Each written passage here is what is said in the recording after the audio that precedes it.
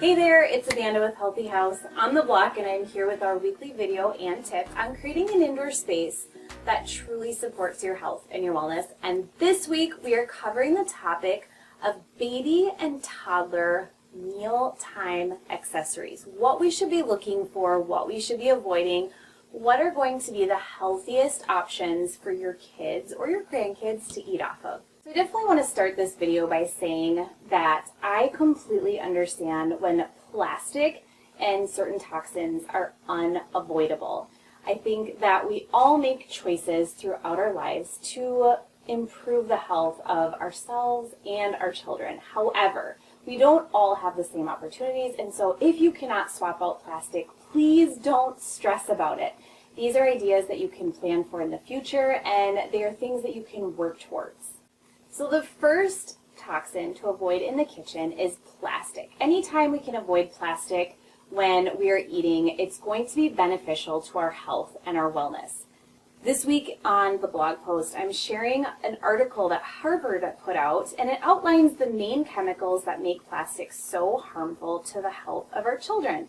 One is phthalates and one is bisphenols. So both of these chemicals are harmful to the natural production of hormones, and our hormones regulate so much within our bodies, including supporting our immune system and childhood development.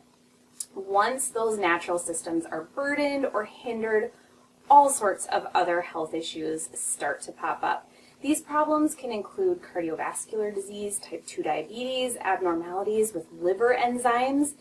There's also a concern for pre- and postnatal development when the exposure to BPA and plastics take place. So phthalates also play a role in development of the reproductive system and trigger serious disorders. There's another study that I'm sharing that also linked bisphenol to negatively impact brain development and the way it affects the behaviors of kiddos. So this list really is just the tip of the iceberg when we start talking about the toxins and health implications that plastic exposure is having on our children. That being said, just remember anywhere you can reduce toxic plastic exposure in your home is beneficial. It doesn't always have to be with dishes, and it doesn't always have to be in the kitchen. These are great places to start, but I completely understand when it can be really challenging to find different material for the same cost. So let's talk about just a few other things you could do that are completely free to reduce toxins when it comes to your kids.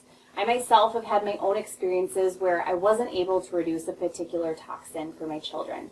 One of my kids was in the NICU for months and months, and the fact is there are toxins that I wouldn't normally expose him to at home, like plastics and PVC vinyl, that he was exposed to there. So we did other things to help reduce exposure as we could. And once we got him home, we could make all of those decisions. So some of the things you can do at home are reducing dust exposure and improving the indoor air quality. These are two really great things that you can do for your kids, and they're completely free. So make it a point to vacuum and dust on a regular basis. This is a free habit that you can change in your own home, and eventually you can start switching over to more product swaps as your budget or time allows. So when we're looking to avoid plastic, there are also some other items that we really need to be knowledgeable about when it comes to finding less toxic options for our kids to eat and drink out of. The first one is silicone. A while ago, I did a really lengthy post about silicone and what to look for when you're purchasing items made with this material. You really need to be careful when you're getting this and make sure that it's not an item that you'll be heating up in any way, shape, or form. Food grade or platinum silicone is best, but we want it to be something that will be room temperature or cold. So glass is another material that is a great swap when we're looking to swap out plastic items. It can be tricky when it comes to kids because it is breakable. So while it's totally safe for kids to drink out of glass, there are cloth and silicone sleeves that can protect the glass if it were to fall, making it a safer option for children. Stainless steel is another great option that you can use in your kitchen when you're getting rid of plastic and moving towards a more natural solution.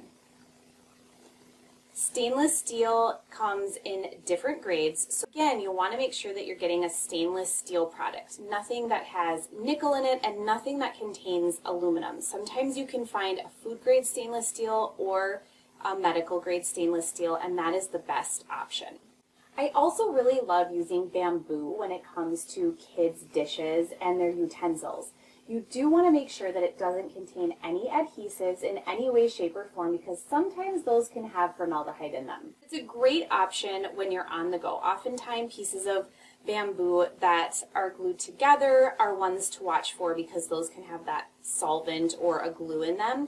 You can also look for third-party certified baby products that are bamboo. Those will be the safest bet. And then finally, look for something that's a 100% natural rubber.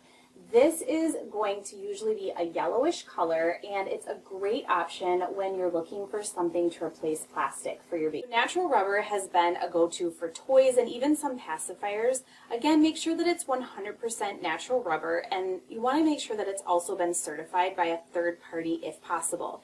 You can find a lot of these that don't even contain dyes just on Amazon alone. And then of course you know that I'm sharing with you my healthy house picks for baby items in the kitchen that are completely toxin free and healthy for your kiddo.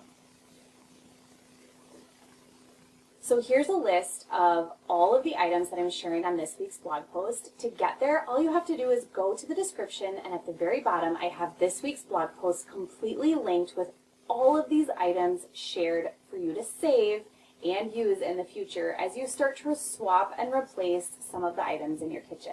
As always, thank you so much for being here. I'm so excited to have you as part of the Healthy House community. I hope you'll like this video if it was helpful, and I hope you'll subscribe to my channel because I'm here every single week with new ideas and new tips on creating an indoor space that truly supports your health and your wellness.